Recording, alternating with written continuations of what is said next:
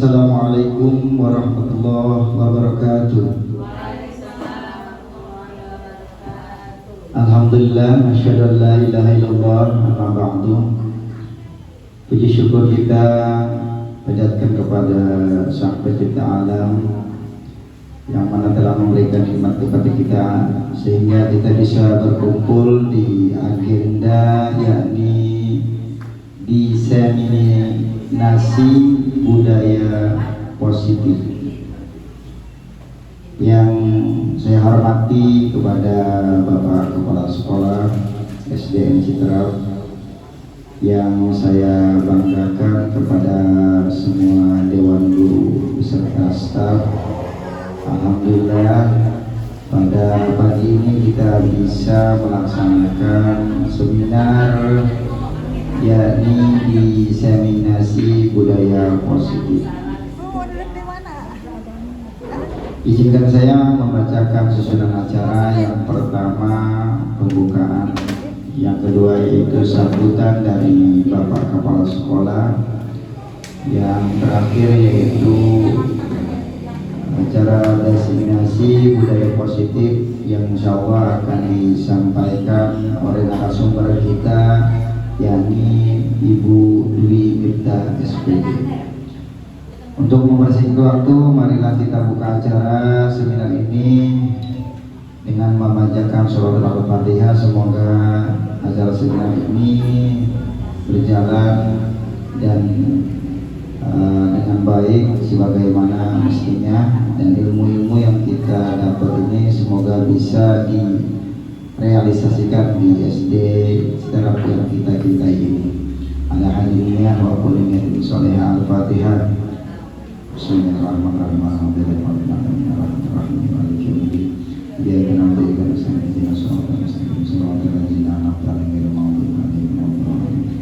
Terima kasih. Acara selanjutnya yakni sambutan dari Bapak Kepala Sekolah SDN Citra kepada Bapak Madnur SPD dengan segala hormat dipersilakan.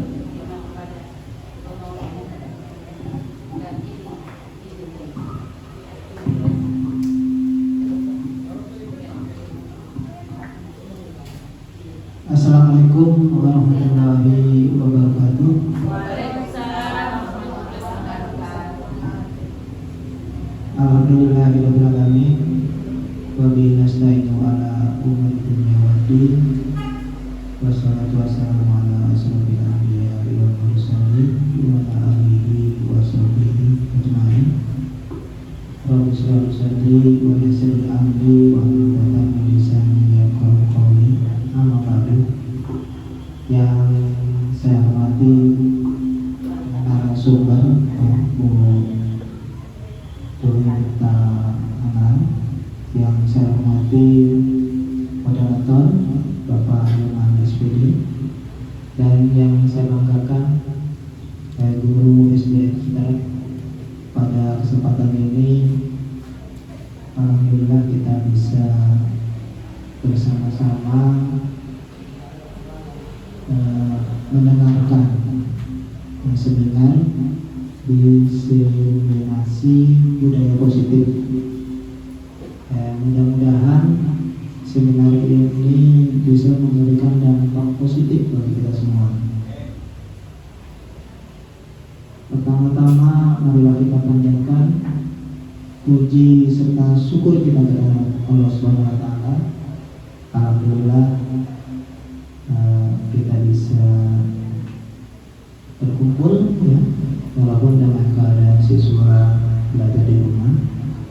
Kedua kalinya selawat serta salam marilah kita limpahkan kepada junjungan kita Nabi besar Muhammad Sallallahu Alaihi Wasallam. Bapak dan Ibu yang saya hormati,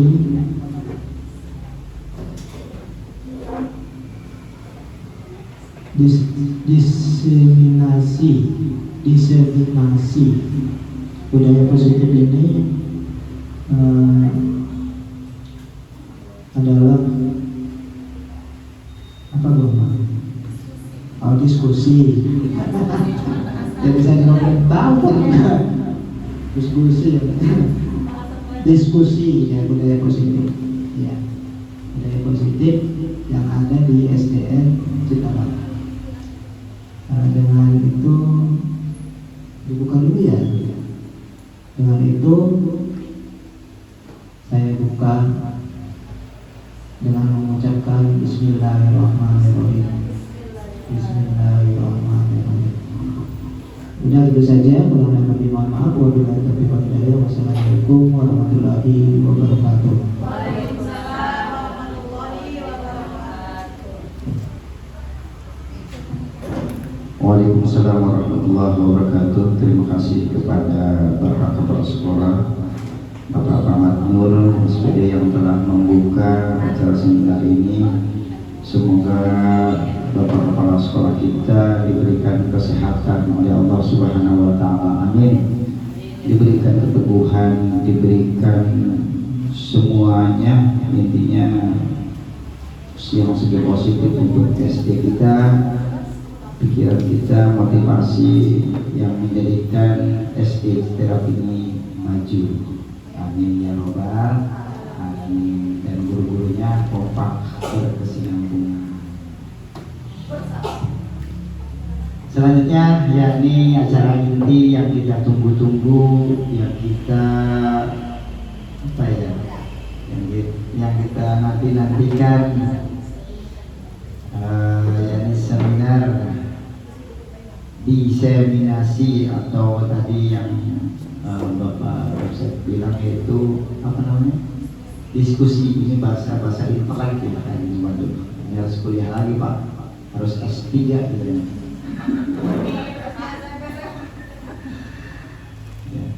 Insya Allah akan disampaikan oleh narasumber kita, yakni Ibu Dwi Miftah SPD dengan segala hormat. Silakan.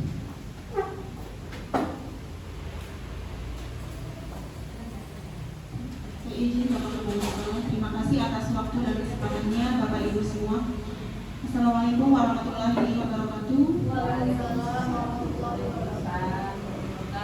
Yang terhormat Bapak Kepala SD Negeri Cikarang, Bapak Ahmad Nur SPD, yang kami hormati, Bapak Ibu guru yang sudah hadir pada hari ini.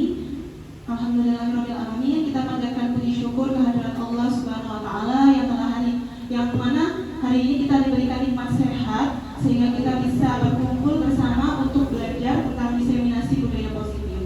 Yang kedua, sholawat serta salam kita panjatkan kepada Baginda Agung Muhammad Sallallahu Alaihi Wasallam yang insya Allah kita nantikan syafaatnya di hari akhir. Amin.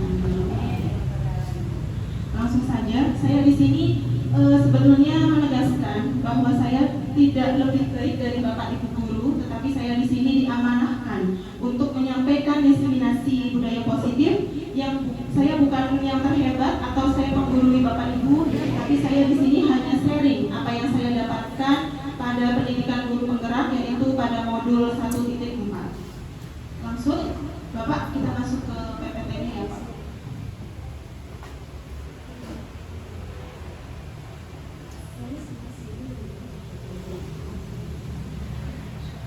Lanjut Pak, next.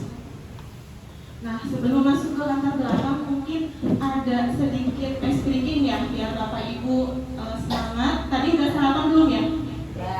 Sudah. Mudah-mudahan sudah semua ya. Sudah sarapan berapa suap? Berapa piring? Satu piring. Atau satu bakul? Pak, kita masuk ke explaining dulu ya Pak, yang di video.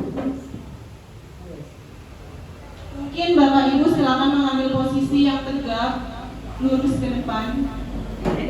Nanti ikutin aja seperti video yang di depan ya Bapak Ibu.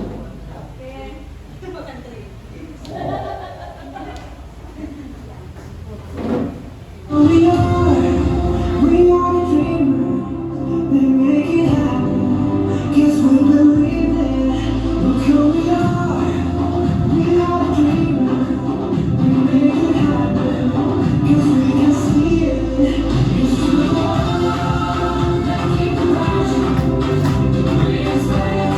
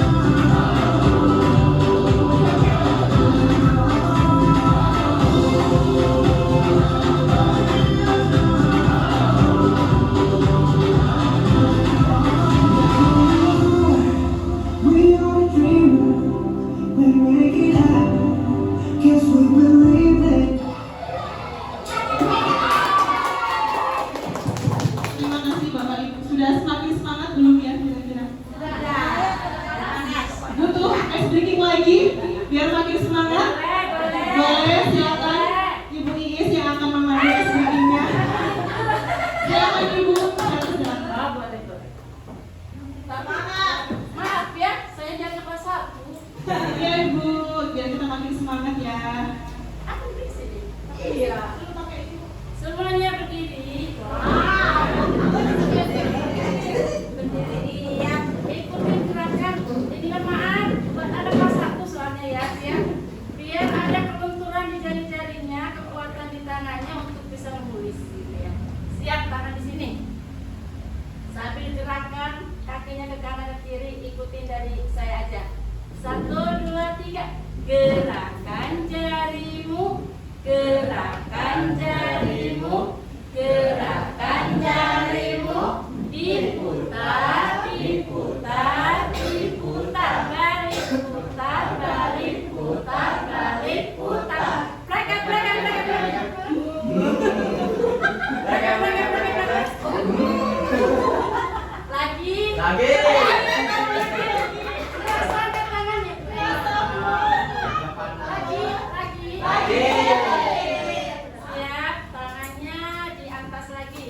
Gerakan jarimu, gerakan jarimu, gerakan jarimu, diputar, diputar, diputar, balik putar, balik putar, balik putar.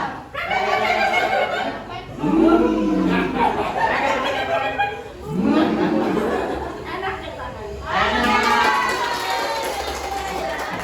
Terima kasih banyak atas supportnya Bu Iis sudah membantu untuk memimpin meeting pagi ini.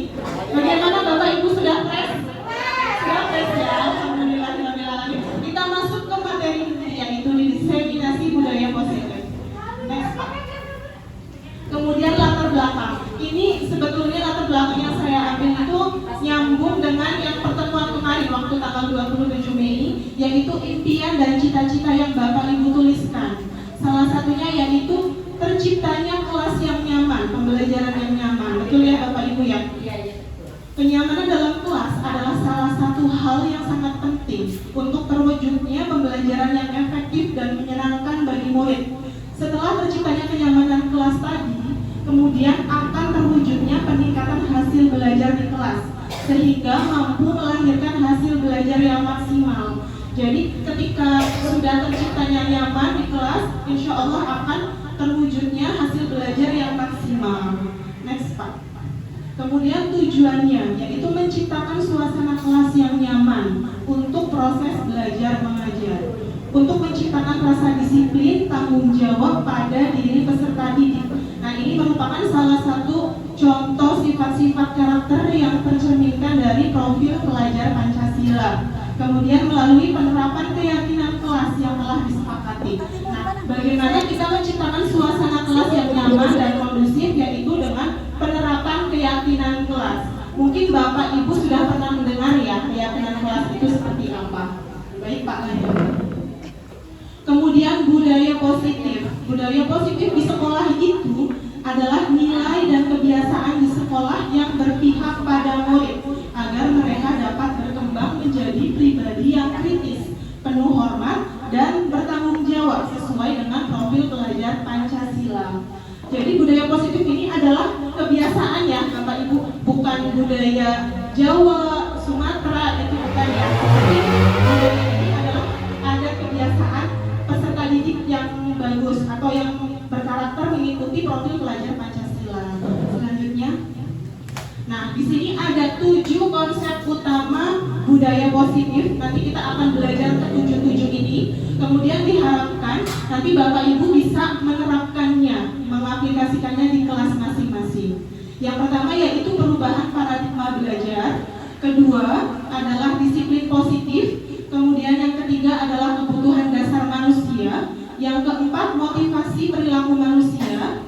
Kelima, restitusi dan posisi kontrol guru. Kemudian keenam adalah keyakinan kelas, dan yang terakhir adalah segitiga restitusi. Yang pertama yaitu perubahan paradigma belajar. Apa sih perubahan paradigma? Yaitu membangun budaya positif sekolah dapat menyediakan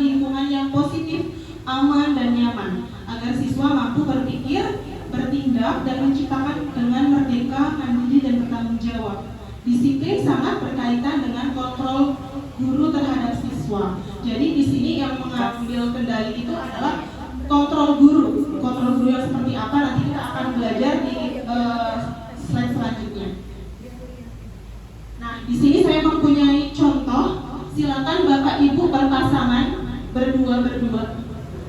Jadi di sini saya bacakan dulu ya perintah ceritanya. Anda dan teman Anda akan melakukan kegiatan cobalah buka. Jadi satu orang berperan sebagai teman A dan yang kedua jadi teman B. Silakan berpasang-pasangan tapi sambil duduk aja. Sambil duduk berpasang-pasangan A dan B. Silakan. Sudah menemukan sahabatnya rekannya? Sudah ya? Boleh berdekatan, diangkat kursinya boleh.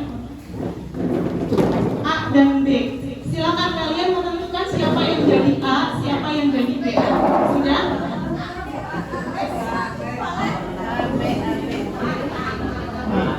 Sudah ya Bapak Ibu sudah mendapatkan A-nya ya. Anda adalah A, ini yang A ya. Tugas Anda adalah mengepalkan salah satu tangan. Coba Anda bayangkan bahwa Anda menyimpan sesuatu yang sangat berharga di dalam kepalan tangan ini. Kemudian Anda perlu menjaga benda tersebut sekuat tenaga Anda. Karena begitu pentingnya untuk kehidupan Anda di dalam sini nih. Ada sesuatu yang sangat berharga untuk kehidupan Anda. Kemudian tugas yang rekan B ya, mencoba dengan segala cara untuk membuka kepalan tangan temannya. Boleh membujuk, memarahi, menggoda, menghardik, menggelintik, bahkan menawari Anda uang, agar bisa bersedia membukakan kepalan tangan. Kira-kira kebayang nggak? Teman yang itu punya sesuatu yang berharga di kepal. Silakan tugasnya yang jadi teman A. Kemudian yang B ini, bagaimana segala upaya biar si teman A ini mau membuka kepalanya. Silakan.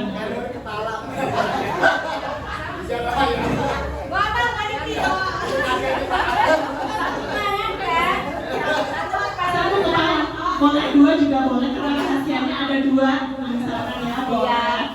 Terus yang B ini bagaimana caranya biar si A ini mau membuka? Berlian dan bisa.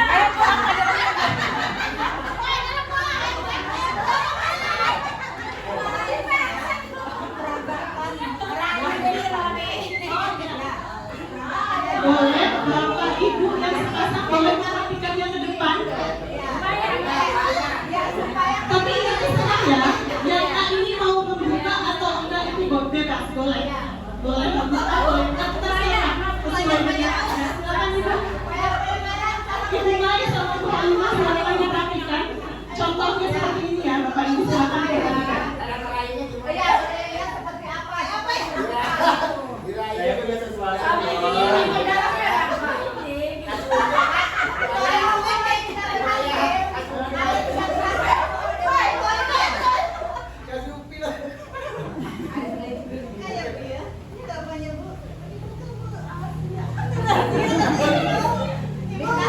Berarti sama Bu Alima tidak boleh dibuka ya.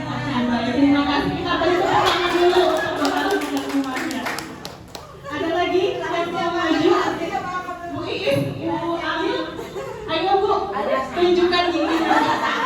Gigi Bu. Ayo Bu, Cara bisa buka ya, aku ya. atau Bapak Kepala dan Pak Rijal yang silakan. Yang A siapa, yang B siapa?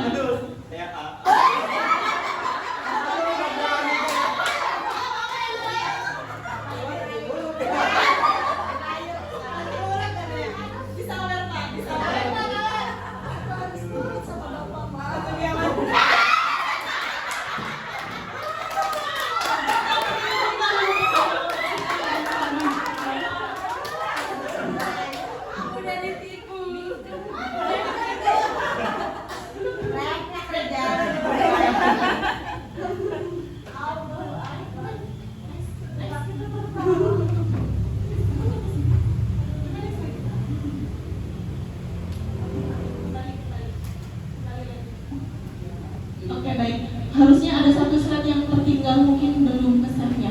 Jadi dari kejadian tadi, peristiwa tadi, kita bisa belajar seperti apa dari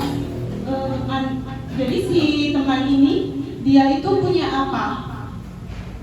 Atas tadi ada yang punya kepalaan, punya rahasia. Terus temannya ada yang berusaha membukanya. Menurut Bapak Ibu, yang dilakukan Bu Halimah atau Bu Maya itu seperti apa? Ada yang bisa menjawab?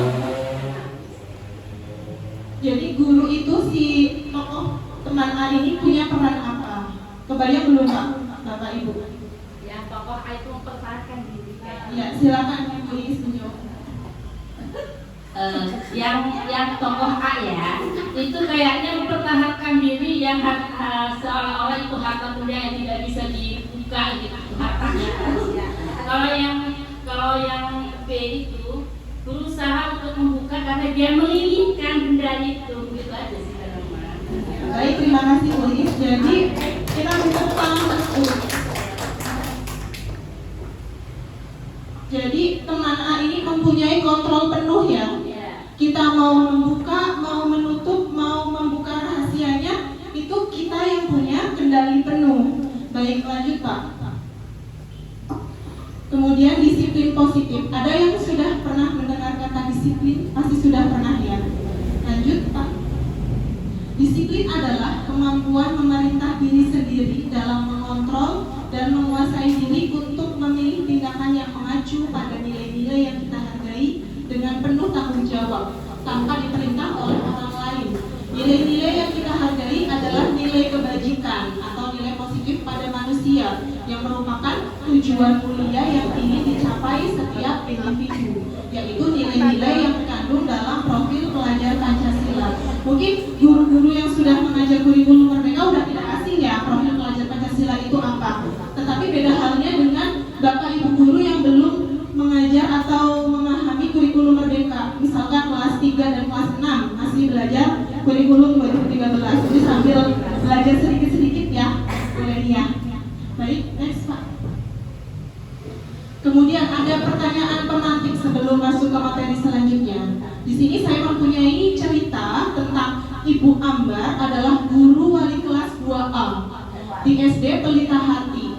Sedang bingung menghadapi pula salah satu murid di kelasnya, namanya Doni. Beberapa anak di kelas 2A telah datang padanya dan mengeluhkan bahwa Doni seringkali meminta bekal makan siang mereka dengan paksa. Jika Anda mengalami situasi seperti Ibu Ambar, apa yang akan Anda lakukan? Menurut Anda, kira-kira apa alasan Doni melakukan hal itu? Kira-kira sudah terbayang Bapak Ibu? Jadi ada Ibu Ambar, ini seorang guru wali kelas di 2A. Nah, mahasiswanya itu banyak yang berdatangan komplain, Ibu bekalnya dimakan sama Doni. Nah, menurut pandangan Ibu guru atau Bapak guru, kira-kira apa alasan Doni melakukan hal itu? Ada yang berani mengemukakan? Silakan. Silakan, Bu Novi mungkin. Bu Kartini silakan.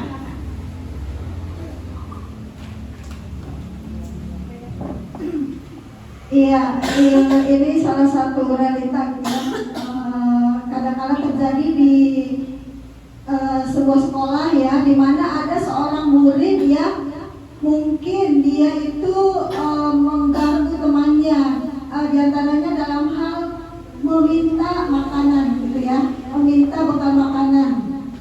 Nah, kemungkinan kenapa sih terjadi hal seperti ini gitu ya? Doni meminta bekal makanan kepada temannya ya, kemungkinan Doni ini tidak membawa bekal ya, tidak membawa bekal dan juga mungkin dia itu tidak membawa uang saku atau barangkali uang sakunya tidak mencukupi untuk membeli makan untuk makan siang gitu. Makanya dia bersikap seperti itu, meminta bekal makan siang kepada temannya. Jadi dia itu ibaratnya mencari jalan keluar sendiri yang mungkin ini sebetulnya tidak dibenarkan karena ini akan mengganggu temannya, gitu, mengganggu temannya.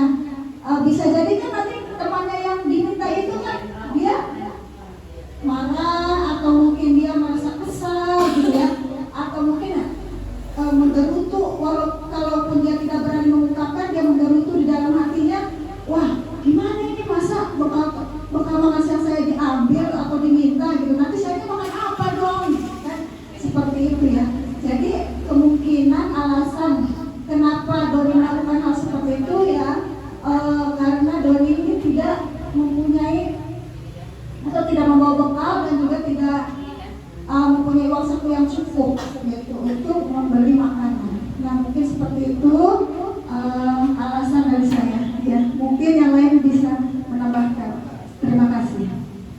kasih Bu Kartini. Mungkin yang lain. Yes. Ini adalah terjadi di sekolah dulu saya itu, Bu ya. Ini anak ini intinya satu, kurang perhatian dari orang tua dalam segi faktor ekonomi terutama, Bu ya. Jadi ibu gurunya harus paham. Ini sering terjadi di daerah pedesaan-pedesaan terpencil ini, Bu ya. Ini sampai anak itu mengambil barang sesuatu punya orang lain gitu. Itu pada intinya satu, kurangnya perhatian dari orang tua dan faktor ekonomi yang rendah sekali gitu ya. Jadi intinya makan ini juga kan disebabkan kemakan ya. Ya kalau kemakan kan mudah-mudahan program Prabowo makan gratis terrealisasi gitu ya. Gitu. Jadi gak ada kayak gini lagi lah. Ya, insya Allah gitu kan. Ya, insya Allah berarti Bapak tepat gitu ya. Jadi ini program Prabowo dilaksanakan. Ya. Kata Pak Kepsek satu komando. Oke. Nah, itu intinya Bapak ya, faktor ekonomi dan kurangnya perhatian gitu. Jadi gurunya harus paham gitu ya. Jadi jangan sangkanya kok sifat negatif. Nah ini ada faktor lingkungan keluarga gitu. Itu intinya gitu. Jadi harus kita opan lah kasih yang kasih. Terima kasih Pak Ustadz. Mungkin yang lain berkenan menambahkan, silakan.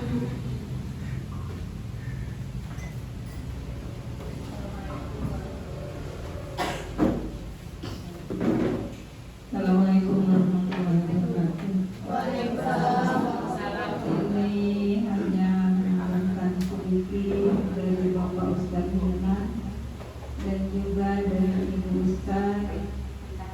Akhir kesimpulannya begini ya Bapak Ibu, mohon maaf kalau kurang. Tadi yang dikatakan sama Ibu Ustadz benar juga, kemudian dikatakan Bapak Ustadz benar juga. Mungkin kesimpulan seperti ini. Dari perhatian orang tua, jangan jauh-jauh lah kita melihat dari sekolah lain. Sekolah kita juga seperti itu sebenarnya mah. Hanya kita kurang apa ya maksudnya? Kurang respect, kurang melihat secara mata terbuka hal yang terjadi di kelas kita. Bahkan di kelas kita juga ada seperti itu. Fakta, bukti, nyata ada yang pernah saya alami. Bahkan kadang-kadang saya melihat sebelah matanya, bukan dua-duanya, karena dua-duanya mata saya sudah dibongkar semua. Jadi sebelah kiri lah. Kok saya perhatikan anak ini bawa bekal semua? Karena saya anjurkan anak di kelas saya itu bawa bekal semua pada waktu istirahat. Anak itu makan semua. Nah ada salah satu di antara mereka ada yang tidak bawa bekal. Kenapa? Nah timbul tanda tanya bagi wali kelas yang berhadapan dengan mereka. Kenapa kamu tidak bawa bekal? Ya karena ibu saya kesiangan, karena ibu saya kerja, karena saya dan banyak alasan. Timbullah anak itu usil. Bukan karena perhatian orang tua saja. Bahkan orang tua sudah mempersiapkan di meja tapi anak tidak membawanya. Yang kedua usilnya anak itu karena dia sangat usil, pernah ada saya hadapi sendiri. Kenapa waktu nasi saya bukan lupa tapi memang sengaja mau minta sama temannya dengan hati yang usil itu. Akhirnya dia comot sana comot sini, bagi mie dong, bagi nugget dong, bagi ayam tik, akhirnya dia kenyang sendiri kata peminta-minta itu. Bukan karena tidak perhatian orang tua, bukan karena tidak ekonomi bukan. Karena si usilnya perilaku anaknya itu. Hanya kita tidak melihat secara langsung apa perilaku murid kita, siswa kita yang berada di kelas. Jadi kesimpulannya di sini adalah perhatianlah bagi kita seorang guru terhadap perilaku anak. Jika kita belajar di kelas, sedang belajar mengajar di kelas, banyak hal-hal yang terjadi di dalam kelas. Mohon maaf, bukan saya istilahnya mengajar, bukan. Cuma ini mah yang terjadi di dalam kelas kita.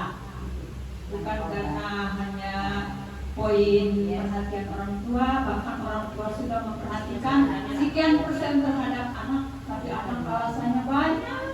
Kadang-kadang menyalahkan orang tua. Orang tua saya bangunnya kesiangan, orang tua saya bekerja labu dari subuh sampai malam.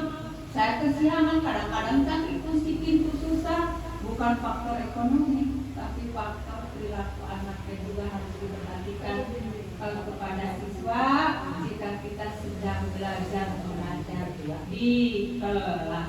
Terima kasih. Wassalamualaikum warahmatullahi wabarakatuh. Waalaikumsalam warahmatullahi wabarakatuh. Terima kasih banyak Bu Leni untuk tanggapannya dan jawabannya.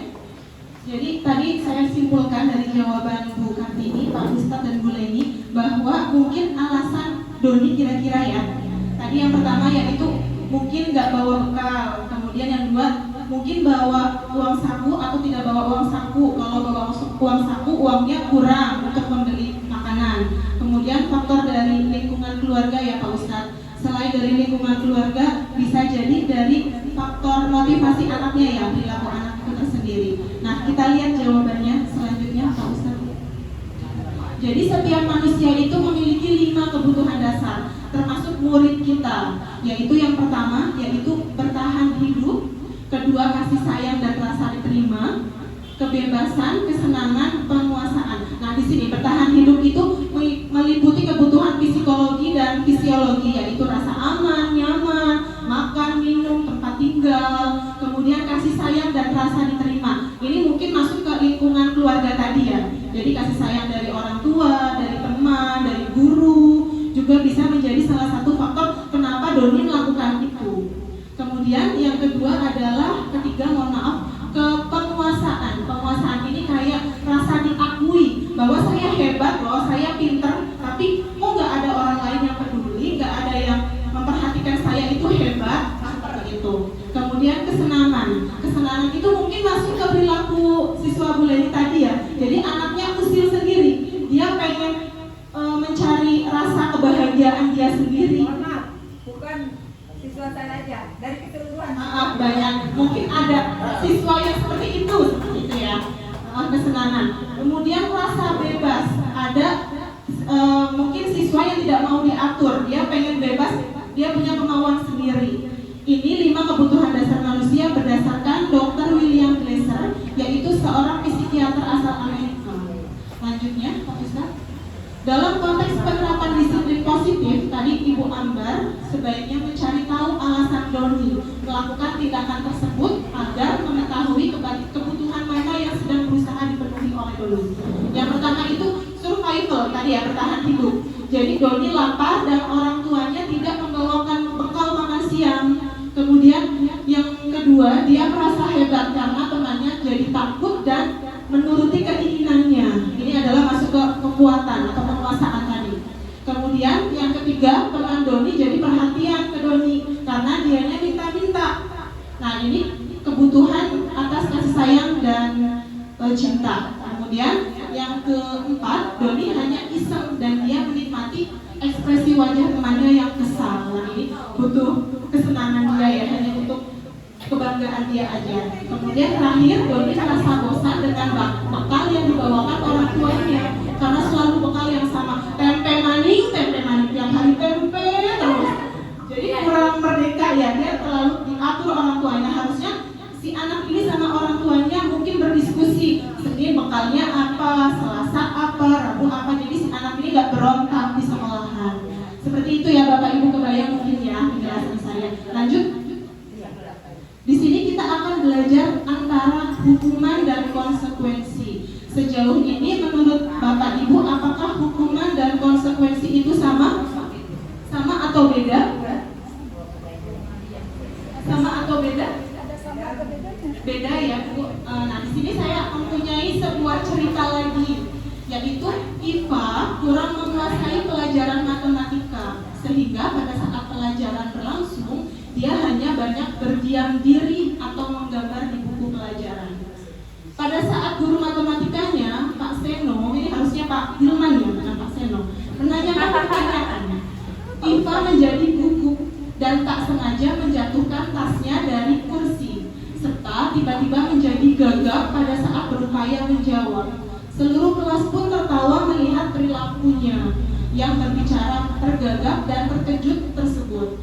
Pak Seno pada saat itu membiarkan teman-teman IFA menertawakan IFA yang tergagap dan malu luar biasa, dan malah minta IFA untuk maju ke depan kelas dan berdiri di depan kelas sambil menunjuk hidungnya karena tidak bisa menjawab pertanyaan Pak Seno. Kelas makin gaduh dan anak-anak pun tertawa melihat IFA di depan kelas memegang ujung hidungnya.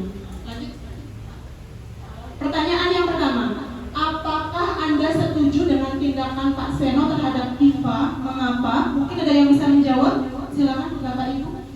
Pak Ustadz mungkin jawab lagi, yang lain Pak Rijal.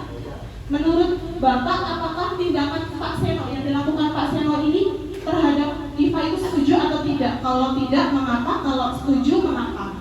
Silakan.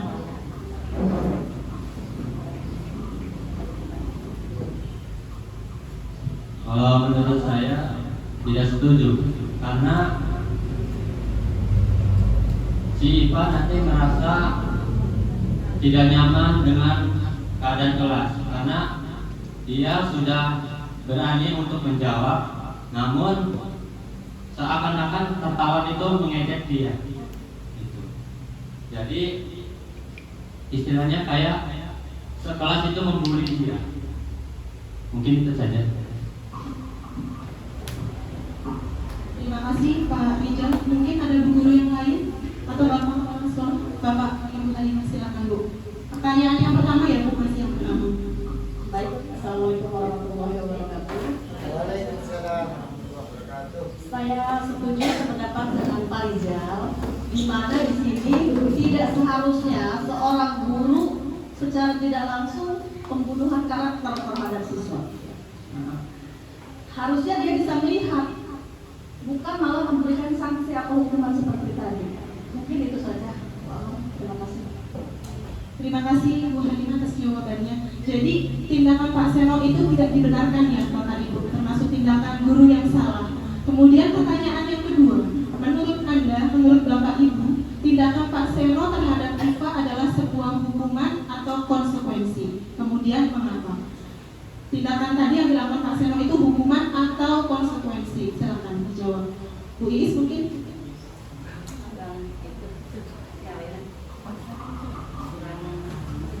Bu Tati, Bu Ani, silakan. Bu Amila, silakan. Saya Bu Halimah. Baik, Bu Ben. Punten, di sini pertanyaan yang kedua ya, Bu. Menurut Anda tindakan saudara terhadap IPA adalah sebuah hukuman atau konsekuensi? Kalau menurut saya hukuman itu sesuatu yang kita langgar. Tapi sebetulnya memang beda tipis hukuman dan konsekuensi. Konsekuensi adalah apa yang kita perbuat itu yang harus kita pertanggungjawabkan. Mungkin seperti itu Bu Alam. Terima kasih Bu Halimah, jawabannya sudah betul. Jadi kalau hukuman itu ibaratnya tiba-tiba gurunya yang ngasih gitu ya, memberikan hukuman itu ke siswanya tanpa ada peraturan sebelumnya. Jadi seakan-akan sifatnya tiba-tiba.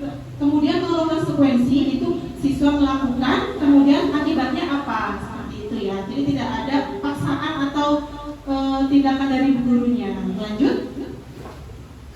Di sini ada contoh identitas gagal dan identitas sukses. Jadi kalau Bapak Ibu melakukan hukuman, saya juga pernah sendiri, maksudnya menghukum gitu. Secara tidak sadar kita melakukan hukuman ke siswa. Nah, kalau kita melakukan hukuman itu masuk ke identitas gagal. Beda halnya kalau kita melakukan konsekuensi atau restitusi, itu akan menjadikan siswa itu lebih disiplin dan terbentuknya identitas sukses. Contoh hukuman nih Bapak Ibu, contoh hukuman saya bacakan, terlihat tidak yang di belakang? Terlihat ya. Sesuatu yang menyakitkan harus terjadi, betul tidak Bu? Betul ya. Tidak nyaman untuk murid atau anak untuk jangka waktu panjang. Setiap hari anaknya dihukum terus, pasti akan timbul rasa tidak nyaman, betul ya. Kemudian ada korban mendapatkan keadilan, ada korbannya. Kemudian murid atau anak akan tersakiti, betul ya Bapak Ibu. Kalau kita tiap hari menghukum anak terus, pasti murid itu akan tersakiti, menimbulkan trauma. Jadi males, dendam, males. Kemudian perilaku pasif atau agresif meningkat. Jadi anaknya itu kalah lebih mengekang dikekang ya. Sistem tidak akan berjalan bila murid tidak takut. Kalau kita hukum kayaknya anaknya lama-lama bebel, iya gak sih Bu? Betul ya? Berlaku hanya pada sebuah institusi, tidak berlanjut pada kehidupan nyata. Jadi misalkan kita melakukan hukuman, jadi itu hanya terjadi di kelas saja. Nanti kalau kita keluar kelas, anaknya balik lagi ke setelan awal, emang anaknya badung, seperti itu ya. Kemudian peraturannya adalah titik-titik kamu harus apa? Kamu harus pintar, kamu harus rajin. Jadi saklek ya. Jadi tidak ada motivasi internal dari diri siswanya. Beda halnya dengan konsekuensi atau restitusi, yaitu contohnya sesuatu harus terjadi, tidak nyaman untuk murid atau anak untuk jangka pendek, jangka waktu pendek. Korban bisa diabaikan, murid atau anak dibuat tidak nyaman. Penguatan hanya bertahan dalam jangka waktu pendek. Nah, kalau kita membuat konsekuensi itu tidak akan berjangka panjang, hanya beberapa waktu saja. Memerlukan monitoring dan supervisi terus-menerus dari guru. Jadi kita harus rajin memantau muridnya. Terus membantu penerapan mengikuti peraturan dalam masyarakat. Apa peraturannya? Mampukah kamu melakukannya? Terima kasih. Kemudian contoh untuk restitusi. Restitusi merupakan pilihan. Jadi nanti si anak itu memiliki opsi harus apa dan harus gimana. Kemudian menguatkan untuk murid atau anak dalam jangka waktu panjang. Korban mendapat ganti, murid atau anak mendapatkan penguatan positif. Kemudian masalah dapat terpecahkan. Murid belajar bertanggung jawab untuk perilakunya. Fokus pada pemecahan masalah dalam waktu jangka panjang. Apa yang kamu yakini, apa yang bisa kamu lakukan untuk memperbaiki masalah ini. Lanjut Pak. Kemudian setiap perilaku anak pasti punya tujuan, pasti punya alasan. Nah, ini berdasarkan teori motivasi perilaku manusia. Jadi manusia itu memiliki dua motivasi, yaitu motivasi eksternal dan motivasi internal. Dari kita menerapkan budaya positif, disiplin positif, ini kita harapkan setiap murid itu memiliki motivasi internal. Jadi kita membangun kesadaran murid. Yang pertama yaitu contoh dari motivasi eksternal untuk menghindari ketidaknyamanan atau hukuman. Apa yang akan terjadi apabila saya tidak melakukannya? Itu contoh pertanyaannya. Kemudian untuk mendapatkan imbalan dari orang lain atau institusi. Apa yang akan saya dapatkan apabila saya melakukannya? Beda halnya dengan motivasi internal untuk menghargai diri sendiri. Saya akan menjadi orang yang apa? Misalkan disiplin, saya harus menjadi orang yang disiplin bila saya melakukan tepat waktu, belajar tepat waktu, berangkat sekolah tepat waktu, seperti itu ya. Jadi lebih ke motivasi internal diri siswanya. Lanjut. Nah, di sini ada contoh hukuman dan konsekuensi. Yang pertama, lari mengelilingi lapangan basket 2 kali karena terlambat hadir di sekolah. Ini kira-kira hukuman atau konsekuensi? Hukuman, betul. Kedua, membersihkan coretan yang dibuatnya di meja tulis. Jadi siswanya mencoret-coret di meja tulis. Ini termasuk hukuman atau konsekuensi? Konsekuensi. Bapak Ibu sepertinya sudah paham ya. Lanjut aja ya, Bu. Murid diminta untuk push up 15 kali karena tidak menggunakan masker. Hukuman. Menggantikan kertas tugas teman yang telah dicoret-coret. Konsekuensi. Berjemur di lapangan basket pukul 12 siang karena mengobrol. Hukumannya. Ya. Murid diminta bertelanjang kaki atau nyeker sepanjang hari karena tidak menggunakan sepatu warna hitam sesuai peraturan sekolah. Konsekuensi atau hukuman? Hukuman ya. Hukuman ya. Hukuman itu ada 2 versi ya. 2 versi. Ada belajar ya tadi itu. Jadi apa ini hukuman atau konsekuensi? Apa mungkin kita tega membiarkan anak nyeker seharian di sekolahan? Nggak tega. Nggak tega ya, hukumannya. Terakhir, berdiri di depan kelas sambil mengangkat satu kaki karena tidak bisa menjawab pertanyaan. Hukuman. Mudah-mudahan hukuman-hukuman ini tidak terjadi ya di sekolahan kita, di desa Cicarakan. Tidak ada. Dulu banyak kali ya. Mungkin zaman dulu ya Bu ya, didikanya seperti itu. Kalau sekarang insya Allah mudah-mudahan tidak ada. Tidak ada. Kalau yang ambil pensil yang jatuh aja kemarin. Sekarang kan generasi emas. Iya betul.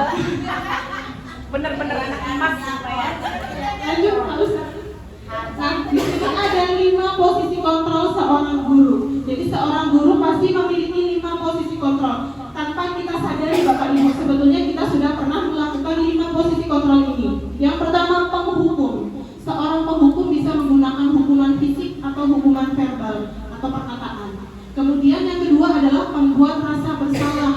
Bicara dengan nada tenang, cenderung lemah lembut, namun kata-katanya diutarakan cenderung membuat murid menjadi orang yang gagal. Jadi kata-katanya nyindir. Pernah nyindir Bapak Ibu? Semoga tidak ya. Lanjut. Teman.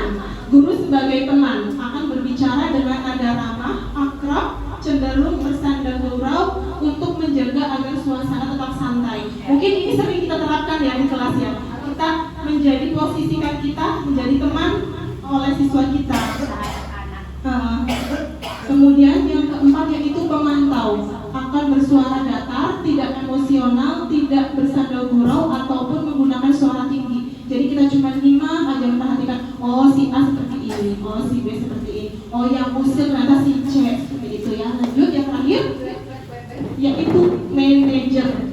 Posisi kontrol yang disarankan untuk membimbing murid memiliki sikap disiplin positif, yaitu murid yang mandiri, bertanggung jawab, dan dapat memecahkan masalah. Nah, setelah kita belajar budaya positif hari ini, kita diharapkan seorang guru itu lebih banyak mengambil posisi manajer, yaitu kita bisa mengontrol dan membimbing murid memiliki sikap disiplin positif tadi. Lanjut Pak Ustaz.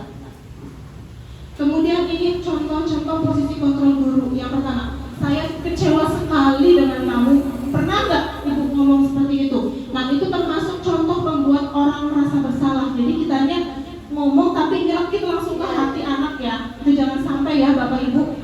Saya kecewa sekali dengan kamu. Kemudian yang kedua, kamu tidak pernah benar melakukan, kamu nggak pernah benar jawab pertanyaan Ibu. Kenapa sih? Itu namanya penghukum ya. Kemudian yang ketiga, ayolah lakukan demi ibu atau bapak, kamu harus bisa. Nah, itu sebagai teman. Apakah kamu mendapatkan stiker bintang hari ini? Jadi ada kan guru yang memberikan reward anak-anaknya menggunakan bintang. Nah, ini sebagai pemantau. Bagaimana kamu bisa menyelesaikan masalah ini? Nah, itu manajer. Jadi kita diharapkan bisa menerapkan bagaimana kamu bisa menyelesaikan masalah ini. Jadi kita menawarkan pertanyaan, mencari solusi, tapi kita tawarkan ke anak. Jadi nanti anak yang menentukan masalahnya sendiri. Yang terakhir, kamu selalu yang paling terakhir. Kenapa sih kerjain soal itu pasti yang terakhir? Kenapa sih nulisnya selalu yang terakhir? Itu gampang gugup. Baik, lanjut. Nah, ini contoh dari identitas gagal dan identitas sukses atau berhasil. Jadi kalau misalkan kita sebagai guru menerapkan tadi posisi kontrol yang penghukum, pemantau, itu masuk ke identitas gagal murid. Tapi beda halnya kalau kita menerapkan posisi kontrol guru sebagai manajer, itu akan menghasilkan identitas sukses atau berhasil bagi murid. Guru berbuat misalkan contoh ya yang menghukum, menghardik, menunjuk-nunjuk, menyindir, menyakiti, itu termasuk ke penghukum. Kamu kalau tidak melakukan, awas ya, rasakan. Memberontak, menyalahkan orang lain, berbohong, murid meletakkan guru di luar dunia berkualitas. Biarkan saja, nanti juga marah-marah lagi. Biasanya murid begitu. Dampaknya mengulangi kesalahan lagi. Kalau kita hanya menghukum, anak lama-lama kebal. Jadi dia akan mengulangi kesalahannya lagi dan dia tidak takut atas apa hukuman yang diberikan oleh guru. Kemudian untuk posisi pembuat merasa bersalah, berceramah dan mengatakan seharusnya kamu itu bisa membaca, ibu kecewa kamu tidak bisa menulis. Nah, itu termasuk contoh membuat merasa bersalah. Kamu seharusnya, kamu sudah tahu ibu lelah sekali mengatakannya, ibu capek nungguin kamu nggak beres-beres. Itu termasuk membuat merasa bersalah. Menyembunyikan, menyangkal, berbohong. Murid meletakkan guru di dalam dunia berkualitas. Muridnya berkata, maafkan saya, merasa rendah diri. Kemudian posisi kontrol menjadi teman, membuat alasan-alasan untuk muridnya. Ayolah lakukan demi ibu, masa kamu tidak mau? Ingat, tidak ibu pernah bantu. Kemudian hasilnya akan ketergantungan. Murid meletakkan guru sebagai orang yang sangat penting di dunia berkualitas. Saya pikir bapak atau ibu teman saya, ternyata begitu. Nah, ujung-ujungnya pasti nanti anak akan seperti ini, menuntut, kok ibu berubah, gak kayak kemarin. Kemudian anak menjadi lemah, tidak mandiri dan bergantung. Kemudian posisi kontrol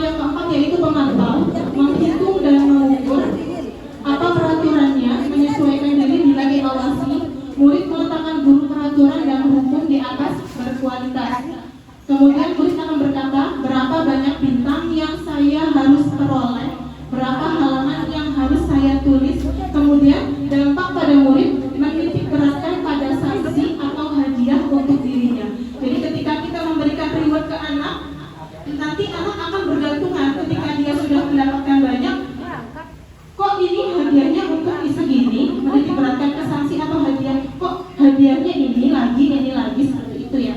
Ketika kita menempatkan posisi kontrol menjadi manajer, nanti anak akan bagaimana cara saya bisa memperbaiki keadaan. Jadi dia lebih berpikir kritis, mencari solusi untuk dia sendiri, seperti itu. Kemudian yang terakhir dampaknya, anak akan mengevaluasi diri, bagaimana cara memperbaiki dirinya sendiri, seperti itu Bapak Ibu. Lanjut Pak Ustadz. Nah, materi lanjutnya yaitu keyakinan kelas. Bapak Ibu di sini sudah pernah mendengar keyakinan kelas sebelumnya? Sudah ya? Atau ada yang sudah pernah membuatnya, mempraktikannya di kelas?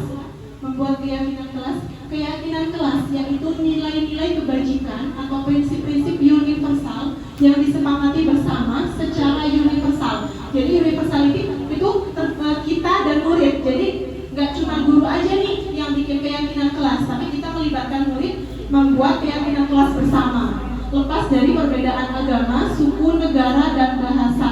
Kemudian menurut Gosen tahun 98, suatu keyakinan akan lebih memotivasi seseorang dari dalam intrinsik. Jadi akan menimbulkan motivasi intrinsik tadi yang pertama. Seseorang akan lebih bersemangat untuk menjalankan keyakinannya daripada hanya sekedar mengikuti aturan.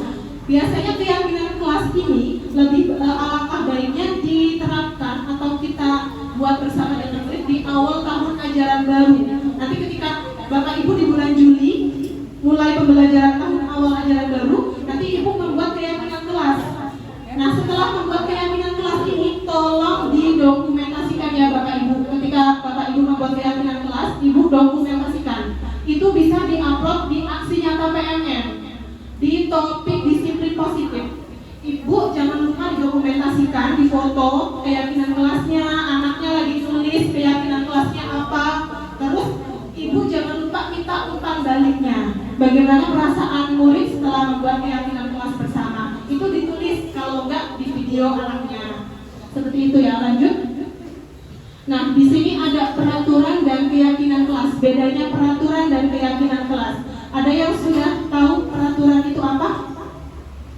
Pernah membuat aturan? Ada ya, mungkin aturan sekolah sama aturan kelas. Mungkin kalau ada yang bisa memaparkan, mungkin peraturan itu apa sih?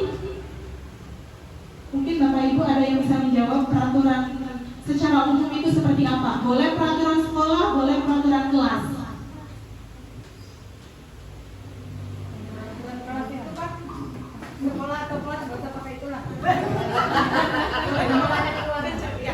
Ada yang secara tertulis, ada dua ya, secara tertulis dan secara tidak tertulis. Ya, kita juga sering kan di sekolah mungkin sudah ada yang seperti halaman sekolah yang sudah tertulis, siswa sudah dipatuhi sama siswa.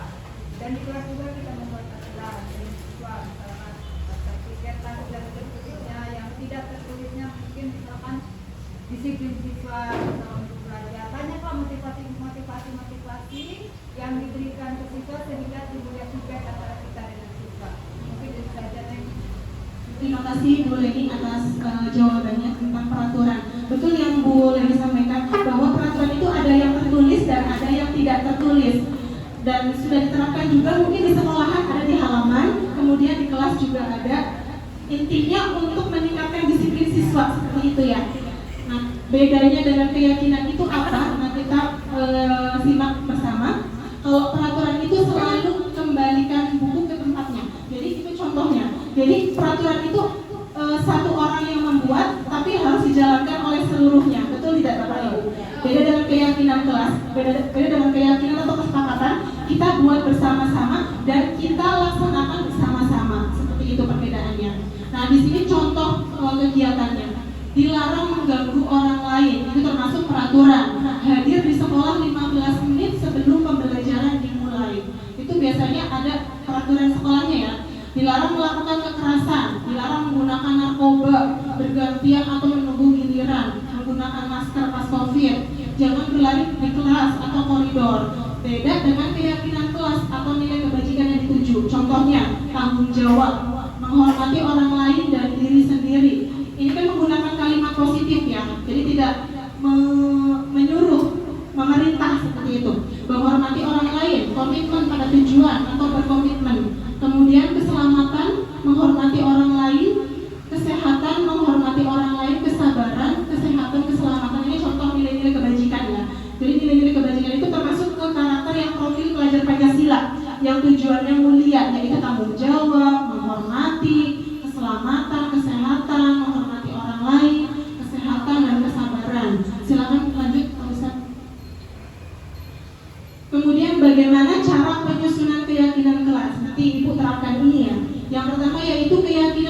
bersifat lebih abstrak daripada peraturan yang lebih rinci dan lebih konkret. Kemudian yang kedua, keyakinan kelas berupa pernyataan universal. Pernyataan keyakinan kelas dibuat dalam bentuk positif atau kalimat positif. Kemudian keyakinan kelas hendaknya tidak terlalu banyak sehingga mudah diingat dan dipahami. Keyakinan kelas sebaiknya sesuatu yang dapat diterapkan di lingkungan tersebut. Semua warga kelas ikut berkontribusi dalam pembuatan keyakinan kelas lewat kegiatan curang pendapat, bersedia meninjau kembali keyakinan kelas dari waktu ke waktu.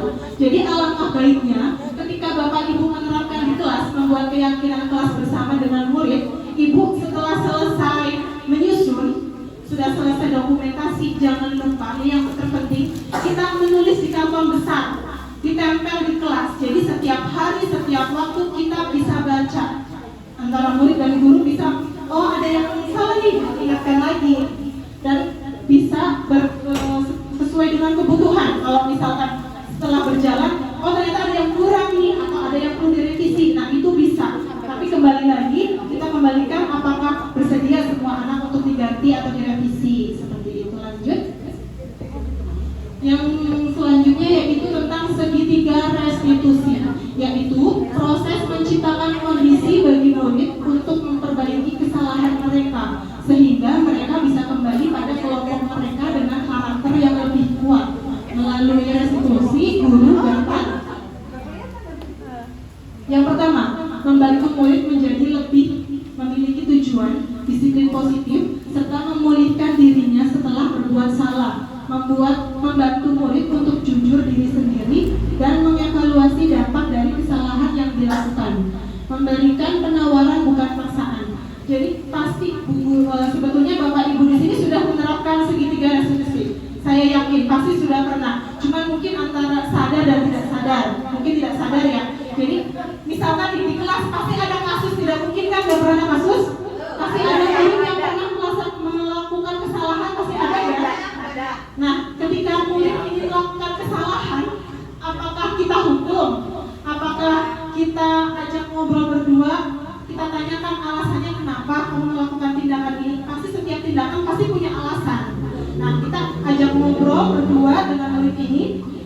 Kita tanyain, apa sih alasannya kok kamu melakukan ini? Misalkan kemarin kamu kenapa gak mengerjakan tugas? Alasannya kenapa? Ibu juga pernah kok melakukan kesalahan, tapi alasan kamu kenapa tidak mengerjakan tugas? Nanti si anak pasti memberikan alasan. Nanti kita bisa simpulkan, oh masalahnya anak seperti ini. Terus kita tawarkan bagaimana, terus solusinya apa biar kamu kedepannya lebih baik lagi. Nanti pasti anak akan menjawab, ibu saya akan mengerjakan tugas besok dan tidak akan mengulanginya lagi. Ini termasuk segitiga restitusi. Lanjut Pak. Nah, dalam segitiga restitusi ada 3 tahapan. Yang pertama yaitu menstabilkan identitas, yang kedua menanyakan keyakinan, dan yang terakhir adalah validasi tindakan yang salah. Lanjut. Menstabilkan identitas tadi ya. Berdasarkan prinsip membuat kesalahan adalah bagian dari proses pembelajaran. Jadi kalau ada kesalahan itu merupakan pembelajaran. Jadi jangan sampai salahkan siswa pernah membuat kesalahan. Kemudian berperan menggeser identitas murid dari identitas gagal menjadi identitas sukses. Jadi jangan kita menghukum, tapi kita memanajer atau mengajak siswa untuk mencari solusinya sendiri atas masalah dia. Jangan mengkritik murid yang sedang mengalami identitas gagal. Kemudian tahapan yang kedua yaitu menstabilkan identitas, masih dengan tadi ya. Lanjut lagi Pak. Validasi tindakan yang salah. Berdasarkan prinsip setiap perilaku berupaya memenuhi suatu kebutuhan tertentu. Guru akan bergeser dari pemikiran stimulus respon menjadi proaktif. Mengenali dan mengakui kebutuhan murid ini dapat memperbaiki hubungan dengan murid. Kemudian yang terakhir, pertanyaan atau pernyataan disampaikan dengan nada suara tidak menghakimi atau memojokkan. Ini penting ya. Jadi kita harus sebetulnya sebelum kita menerapkan segitiga restitusi ini, kita sebagai guru itu harus lebih mengontrol emosi kita sebetulnya. Kadang kan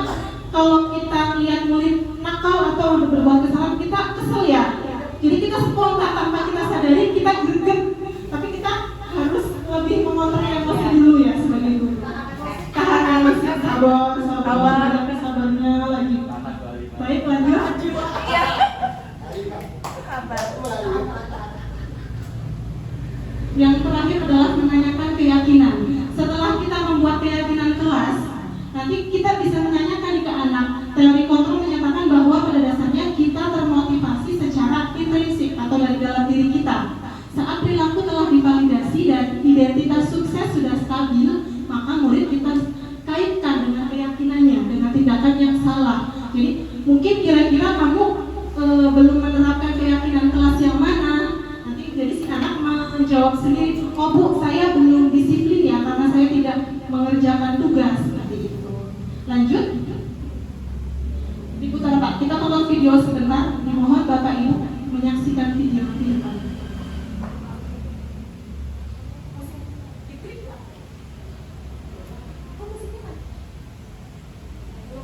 Bluetoothnya. Tadi bluetoothnya apa kurang satu di ESC.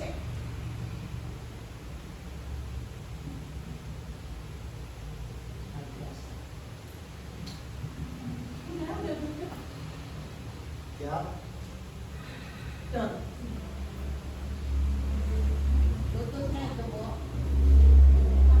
Bluetooth laptop.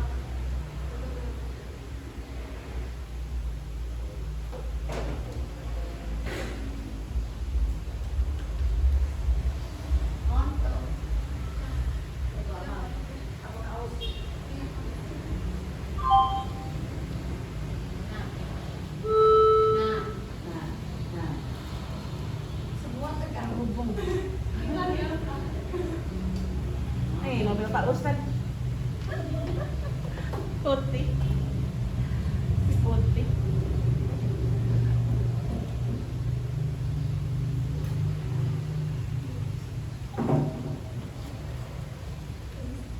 Volumenya tuh. Volume tuh.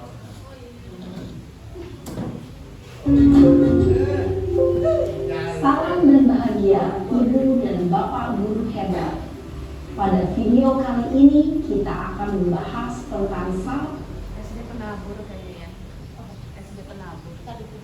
Pakai ini.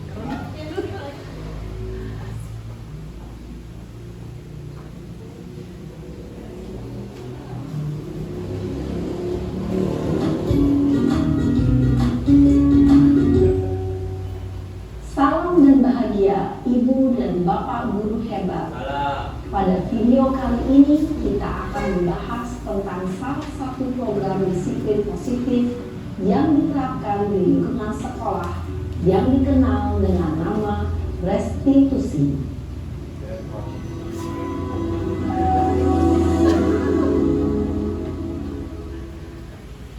Restitusi dikembangkan oleh pakar pendidikan Diane Dawson berlandaskan pada teori kontrol Dr. William Glaser. Segitiga restitusi adalah suatu proses dialog yang dijalankan oleh guru atau orang tua agar dapat menghasilkan murid yang mandiri dan bertanggung jawab. Pada saat guru di posisi manajer, aspek yang dikembangkan pada guru adalah motivasi intensif, sehingga penanaman nilai-nilai kebajikan dapat tumbuh dan berkembang menjadi suatu kebiasaan positif yang akhirnya membentuk karakter murid. Proses dialog ini terdiri dari 3 langkah yang digambarkan pada ketiga sisi pada segitiga restitusi. Sisi pertama adalah menstabilkan identitas. Sisi yang kedua adalah validasi tindakan yang salah. Dan sisi yang ketiga adalah menanyakan keyakinan. Ibu dan Bapak guru, berikut ini akan ditunjukkan bagaimana seorang guru berada dalam posisi manajer menggunakan penerapan segitiga restitusi.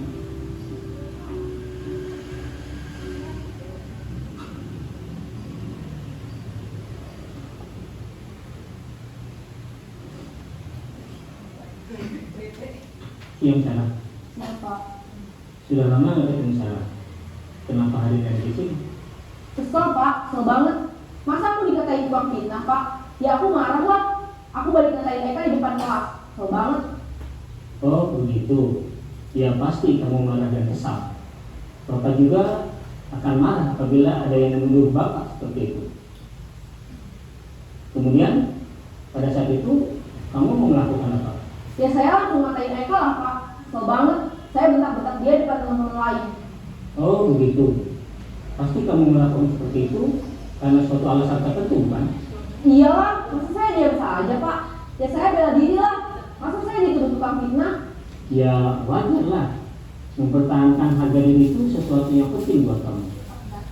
Untung kamu tidak bikin kabar lagi. Hanya membentak-bentak. Iya Pak. Untung saya masih bersabar dan hanya membentak saja. Ya pasti ya, tapi kamu memilih untuk tetap bertahan dan bersabar. Kamu memilih untuk tidak berbuat lebih parah lagi kan? Iya. Nah, sekarang coba kita lihat lagi tindakan kamu yang bentak-bentak Eka di kelas.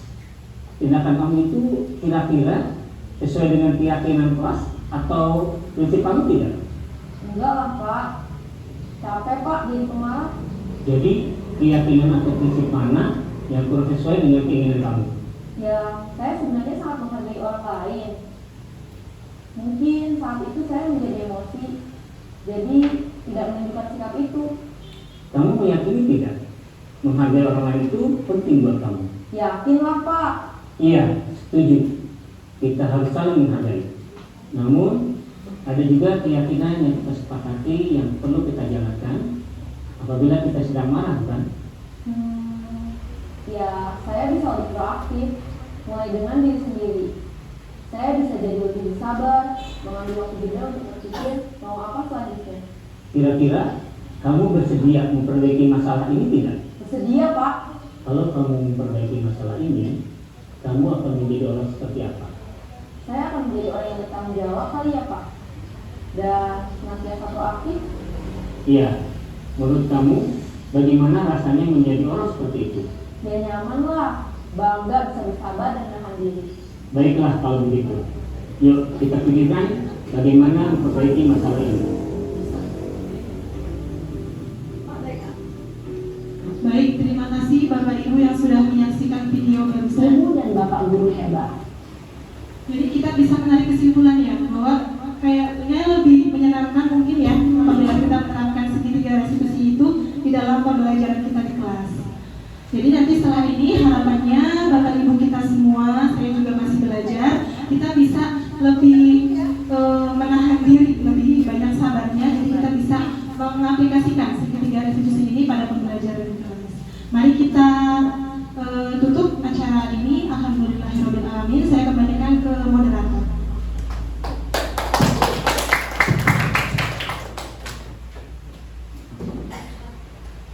Terima kasih kepada Bu Amal yang telah memaparkan seminarnya.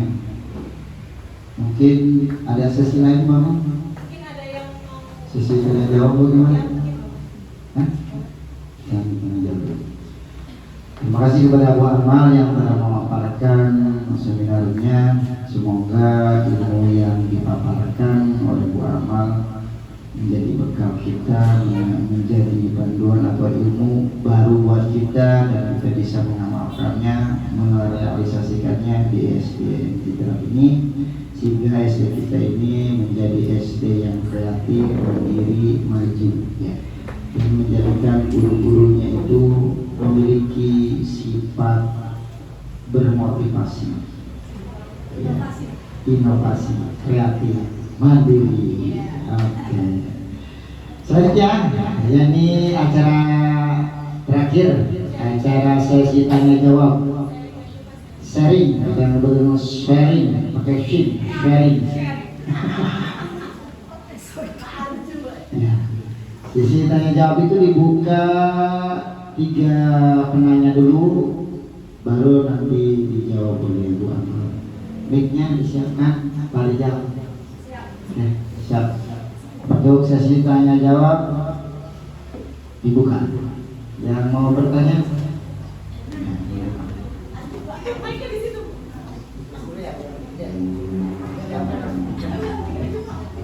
Tiga aja, nggak usah banyak. Ditulis dulu pertanyaan pertama. Ya, silakan Bu Halimah. Baik, bismillahirrahmanirrahim. Assalamualaikum warahmatullahi wabarakatuh. Syukur alhamdulillah, saya sangat senang sekali dengan adanya kegiatan seperti ini, dengan adanya Bu Amal mengikuti CGP, jadi kita semua bisa termotivasi. Nah, di sini pertanyaan saya untuk mensiasati seabrek tugas seorang guru kita nih. Tadi kita melihat budaya positif dari kegiatan tadi. Sepertinya kita sebagai seorang guru sangat berat sekali, Bu. Nah, maksud saya berat sekali dengan karakter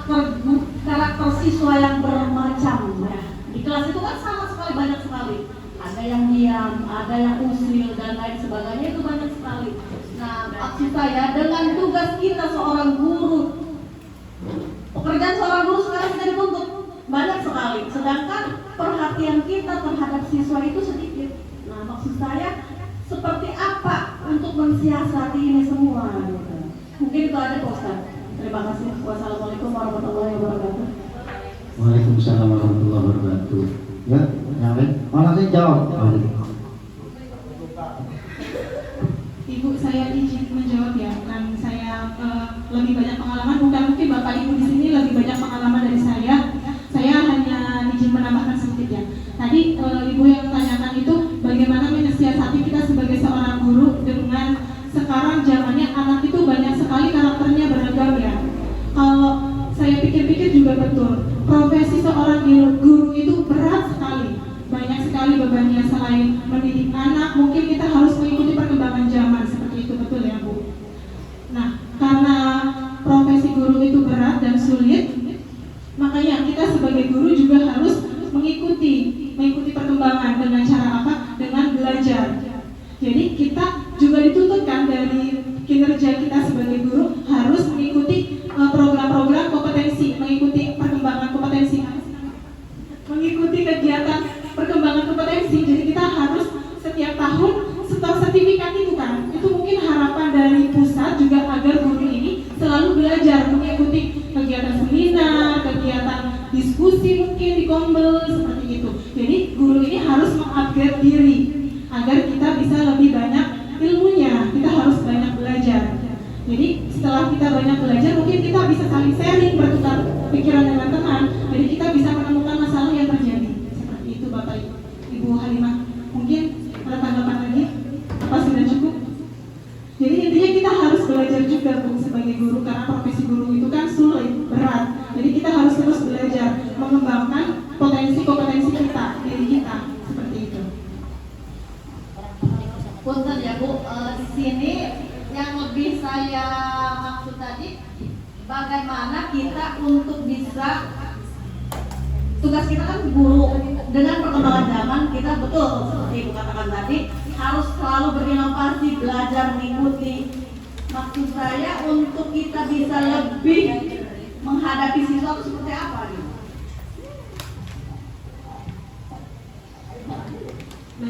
Kemudian bagaimana kita harus mengaplikasikannya, gimana seperti itu ya.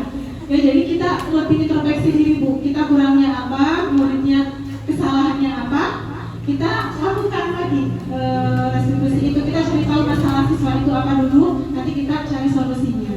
Atau mungkin kalau misalkan kita belum menentukan solusinya, bagaimana kita sharing antar guru, kita melakukan pertemuan di sana, nanti di Kombel kita ngobrol, kita punya masalah ini, nanti kita diskusikan bersama bagaimana solusinya Bapak Ibu.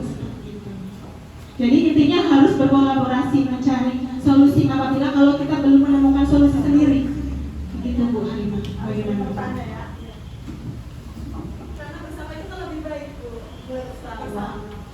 Sedikit menambahkan ya Bu Halimah, mungkin kata Bu Halimah itu dengan waktu sedikit ya dengan siswa gitu kan, bagaimana sikap kita mensikapi seorang guru ya untuk lebih gitu kan. Intinya Bu Halimah ya, untuk lebih. Mungkin sudah diterapkan pas waktu kita COVID itu Bu Halimah. Pas waktu kita COVID itu sudah menerapkan itu pembelajaran daring, atau bisa jadi ketika misalkan kita waktunya sedikit di sekolah itu bisa dari grup WA atau dengan aplikasi-aplikasi pembelajaran yang daring gitu, itu penambahan juga, atau diskusi antara wali murid dengan gurunya. Itu yang positif-positif itu bisa kita gunakan untuk menambah mengetahui sikap dan karakter anak itu dari orang tua itu. Kemudian itu namanya amalnya. Selanjutnya yang pertanyaan yang kedua, silakan kita kasih kesempatan buat anak-anak mahasiswa. Ya, anak-anak mahasiswa itu dia aja makan banget. Masih 25.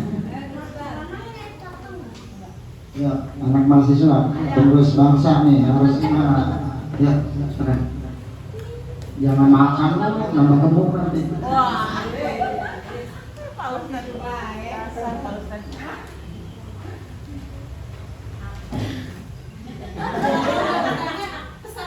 aja selama di sini.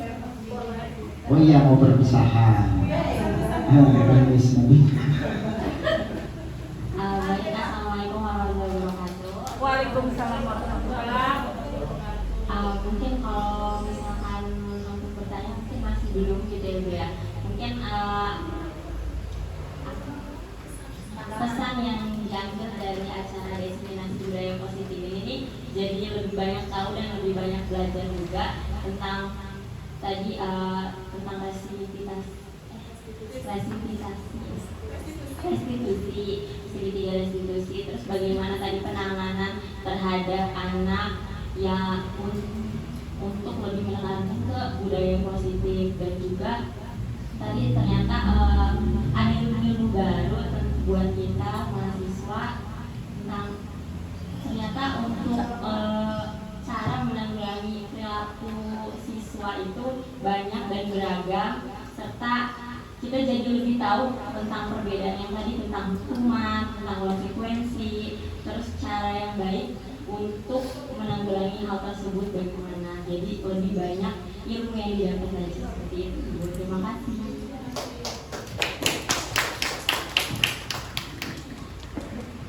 Sudah, berarti hanya ini aja, nggak ada pertanyaannya khusus ya. Devi, Bu Devi, nggak ada pertanyaan. Oh, pertanyaan. Oke, Devi dari mana Devi? Sulawesi ya? Dari Medan. Oh, dari Medan, Masya Allah. Devi dari Medan, Medan jauh-jauh ke Serang ya. Silakan Bu Devi yang terhormat. Oke Bu, saya Ibu. Nah, tadi kan Ibu tuh ada menjelaskan mengenai seperti reward gitu. Nah, kalau kita tuh kan menerapkan reward kepada anak, pasti anak itu karena terpacu untuk mengikuti kegiatan kelas kita. Cuma ada poin juga yang bilang kan, kalau kita misalnya melakukan itu terus, ada jadi ketergantungan. Nah, kalau misalnya ibu kita sudah terlanjur melakukan itu, bagaimana caranya kita dan itu kita membatasi itu, dan anak itu nggak selalunya ketergantungan. Baik, terima kasih pertanyaannya, mungkin sangat bagus sekali, dan Bapak Ibu juga mungkin sudah pernah lakukan itu ya. Jadi ketika kita sudah terlanjur melakukan reward atau memberikan reward ke murid, bagaimana tindak lanjut ke depannya, seperti itu ya. Jadi reward itu sebetulnya bagus, mengasah motivasi anak biar semangat, selalu semangat dalam belajar. Tetapi itu menimbulkan ketergantungan kepada murid ini dalam jangka waktu sekian lama. Dan kemudian alangkah baiknya ke depannya mungkin rewardnya diubah seperti tepuk hebat, seperti itu ya. Jadi anak juga selain mendapatkan bintang, tapi dapat sanjungan dari guru, dari teman-temannya. Kita bareng-bareng memberikan tepuk hebat atau ucapan jempol, seperti itu. Gimana, Debbie? Sudah cukup jelas belum? Jadi kita alihkan menjadi tepuk jempol. Yang penting anak juga tetap semangat. Jadi dalam bentuk nyanyian atau pujian aja. Mungkin yang Bu Guru, Bapak Guru yang lain mungkin akan menambahkan yang lebih berpengalaman kalau menerapkan di kelas, bentuk rewardnya seperti apa? Ya, udah nggak usah pakai itu. Karena saya merasa suara saya ini powerful pokoknya. Apa Bu? Gak apa-apa.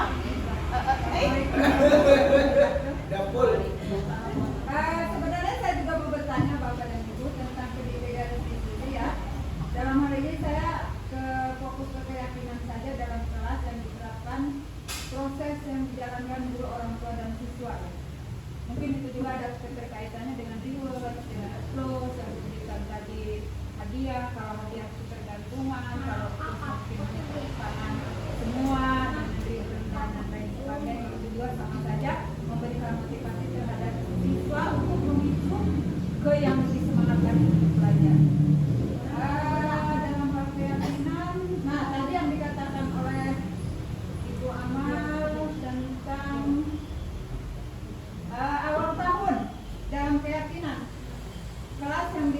pengalaman pada awal tahun? Keyakinan kelas. Keyakinan kelas. Saya Pak, mungkin kalau saya ngomong suka kemana-mana ya. Karena apa? Pengalaman yang dulu dikaitkan dengan pengalaman sekarang, mungkin dikaitkan dengan belum ada zaman teknologi dan IT seperti dulu, karena saya zaman jadul mungkin ya. Dengan yang sekarang guru-guru yang berprestasi dengan mengerti tentang IT dan teknologi. Saya kadang-kadang bingung Pak. Apa yang saya harus kerjakan? Saya mau berpendapat apa saya juga nggak tahu. Apa itu Word, apa itu Word, apa itu dan lain tetek bengek dan lain sebagainya. Jadi saya diam aja. Pura-pura tahu tapi nggak tahu. Nah, dari awal tahun pengalaman saya megang kelas 3 misalnya. Ini anak Masya Allah. Waduh, kayak bajing luncang. Super. Wis, pokoknya mah kursi ditumpuk sampai atas, bangku ditumpuk dan lain sebagainya, lah dan tetek bengek semuanya. Nah, bagaimana caranya Ibu Amal? Poin-poin apa saja? Sedangkan guru ini sekarang sudah e-book sekali. E-book bukan ya istilahnya menunjang harinya. Karena apa? Mengejar teknologi ini yang sekarang diterapkan. Seolah-olah murid itu ya kadang-kadang dipegang semit malah belajar yuk, iya kan? Dititip. Nah itu maaf ya Bu, lagi. Maaf ya Bu, kalau saya ngomong rada panjang ya sedikit, saya begitu orangnya. Panjang. Nah, jadi di kelas ini karena sekarang istilahnya Kemendikbud sudah menerapkan hal seperti itu untuk bisa mengejar prestasi, mengejar karir dengan cara seperti itu, otomatis kan siswa istilahnya hanya sekian persen yang dipegang. Beda dengan dulu Pak. Dulu kita fokus manualisasi lah yang ada. Ini manual, itu manual. Jadi kita sambil menghadapi. Kalau sekarang kita fokus ke laptop. Siswa seolah-olah terbengkalai. Iya kan? Betul. Jangan gak enak, harus enak. Kalau kenyataannya begitu. Harusnya yang begini ngomong bapak. Kan saya malu. Bukan kalau. Punten ya Pak ya? Punten Bapak. Nah, jadi yang saya mah pengennya pada waktu zaman dulu gitu ya, ketinggalan dengan teknologi. Kalau mungkin di yang sekarang mah ininya zaman sekarang karena lebih enak. Mau ngajar tinggal lewat layar lebar dan fokus terapkan. Nah ini kan gitu enak, kita sedang menerapkan begitu. Kalau bagi saya nggak bisa Pak. Nah mohon kepada Ibu Amal bagaimana caranya untuk menerapkan poin-poin apa saja yang harus diterapkan kepada kita sebagai guru untuk mengatasi siswa di kelas dengan yang punya perilaku yang berbagai macam. Bahkan dari awal tahun kita sampai semester 1 ulangan masih begitu baik. Sampai semester 2 perilakunya masih begitu saja. Susah diatasi. Nah, nambah-nambah. Kadang-kadang bingung kita.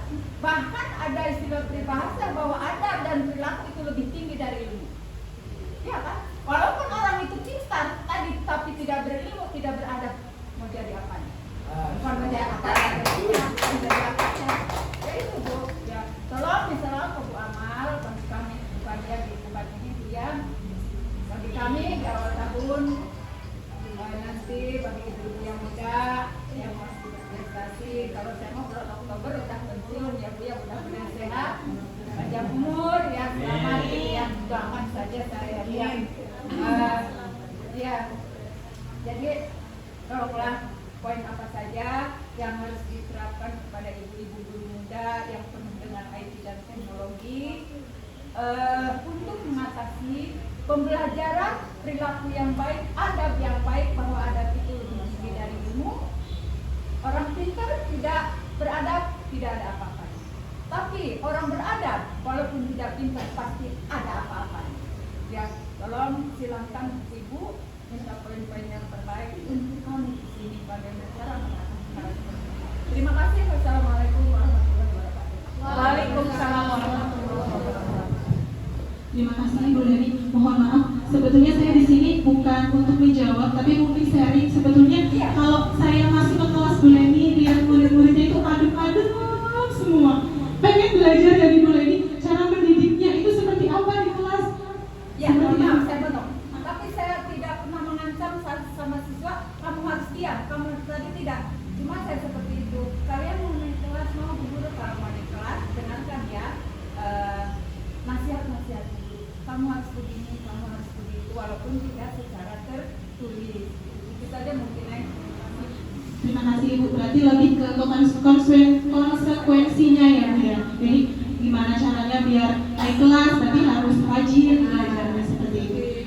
Kemudian saya ingin menambahkan, jadi nanti ketika mungkin awal tahun ajaran baru, nanti kita bisa mengundang wali murid untuk membuat kesepakatannya juga boleh Ibu.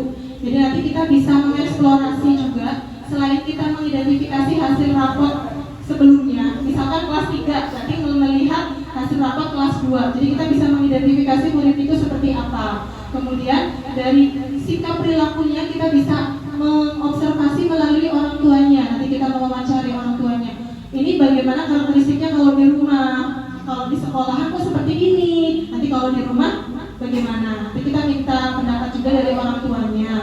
Selanjutnya kita membuat keyakinan kelas itu bersama. Jadi anak ini pengen menciptakan ruangan kelas ini seperti apa? Misalkan pengen yang nyaman, yang menyenangkan. Berarti nanti anak pengennya menyenangkan itu dengan apa? Berarti dengan semuanya tertib, tidak ada yang berantem, berarti saling menghargai seperti itu. Jadi kita mengajak siswa juga untuk menyusunnya. Jadi bukan kita yang membuat peraturan, tapi siswa yang menyusun sendiri. Nanti kita bersama-sama. Selanjutnya, apabila tidak sempat mengetik, boleh tulis tangan. Yang penting nanti ditempel di tembok kelas. Seperti itu Ibu.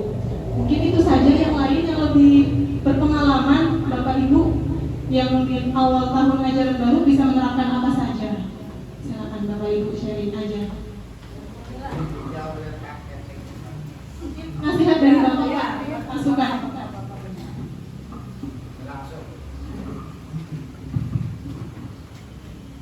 Assalamualaikum warahmatullahi wabarakatuh. Waalaikumsalam warahmatullahi wabarakatuh. Sebenarnya ini kita itu ada jenjang-jenjang, ada kelahiran yang 70-an, ada kelahiran 80, ada kelahiran 90. Itu daya pikirnya berbeda-beda. Kelahiran 70 masih kurang kali itu karena tidak ingin ngoprek lah. Jadi dari sekarang, nah ke depannya yuk kita sama-sama IT-nya dulu nih, kita kejar bersama dengan belajar di komputer uji. Kalau sudah IT-nya senang, otomatis nanti kesana juga senang. Saya termasuk yang tidak senang sebenarnya, tidak pernah ngoprek bersama di rumah, ya nggak terlalu ini gitu, ke HP juga sama IT karena kelahiran 70. Kelahiran 80 ya tantangannya lebih besar. 80, apalagi kelahiran yang 90 nanti ke depan, itu harus serba bisa, di IT bisa, di pembelajaran bisa, gitu. Yang kedua, benar kata Bu tadi Bu Leni, ya, apa sih motivasi Bu Leni? Saya selalu memperhatikan mengenai kelas itu. Kesatu adalah contoh. Contoh ini adalah menjadi tolak ukur bagi guru kepada siswa. Kalau contohnya benar, otomatis siswanya juga mengikuti, gitu. Yang kedua, jangan terlalu ditinggal. Kalau siswa ditinggal, ribut lagi, berkelahi, otomatis Bapak Ibu, ya tadi itu ada permasalahan di kelas. Yang ketiga, memberikan disiplin, terutama disiplin waktu, ya, disiplin dalam pembelajaran dan lain sebagainya. Hal-hal yang kecil yang harus kita contohkan kepada siswa. Itu saja ya, dari masukan dari saya. Assalamualaikum warahmatullahi wabarakatuh.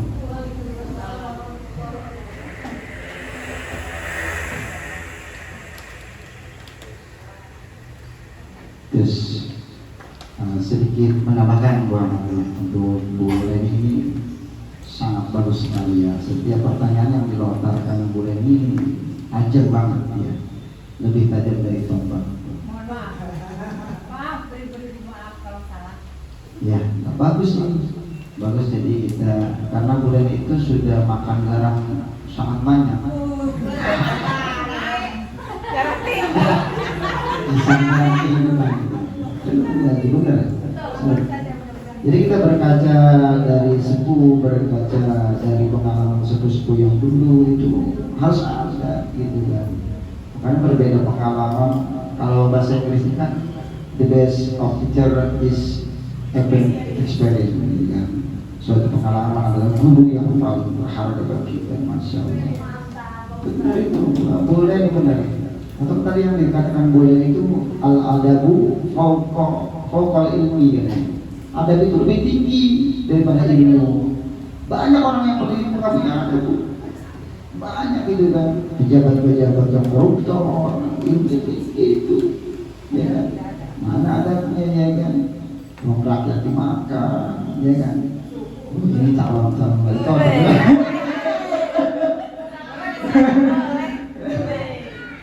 Ibu ya, itu mengasal-asal dan benar tadi kata Pak, saya juga zaman ya, zamannya dulu berbeda ya kan.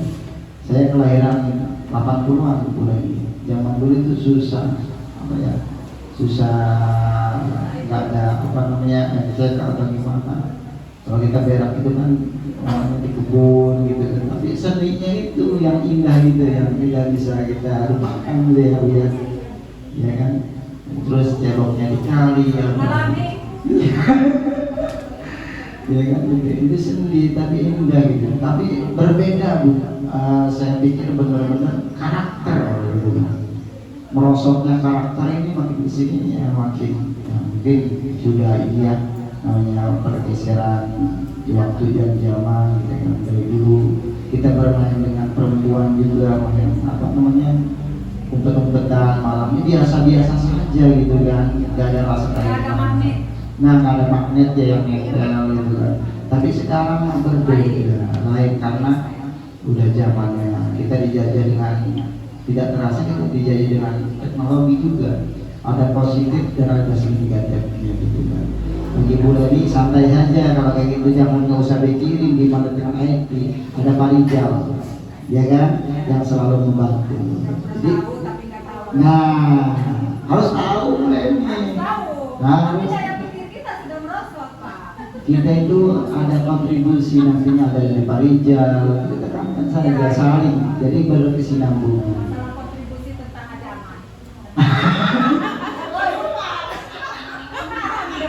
Ini Kalau masalah kontribusi lancar-lancar aja di PRS. ini curhat sama John.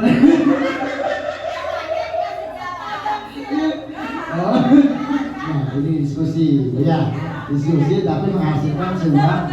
Iya, boleh bagus. Jadi saling aja saling, yang kayak bulan ini alhamdulillah kita punya, nah saling berbagi, punya pengalaman yang luar biasa, segudang ilmu dulu kayak gini ya. Nggak tahu sejarahnya. Bu Holis, Bu siapa, Bu Sri kan tahu sejarahnya. Pernah nggak berak di kebun? Pernah. Nggak pernah. Bulan itu. Kalau bercerita nanti terbelung. Iya kan zamannya nggak pernah, ya alhamdulillah. Nanti juga sama, minta tolong sama. Kita saling tolong menolong.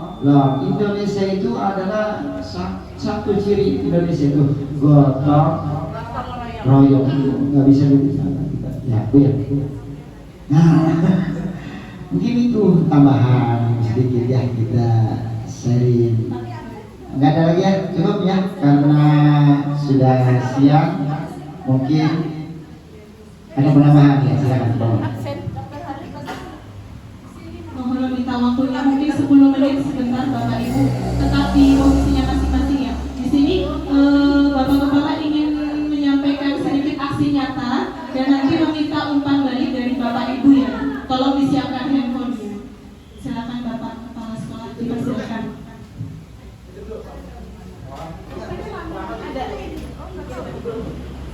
Ya udah, saya tutup dulu Bang, nanti melanjut ke Pak Kamsek ya, aksi nyata. Cukup sekian dari saya, jika ada kesalahan bila taufiq wal hidayah. Wassalamualaikum warahmatullahi wabarakatuh. Semangat.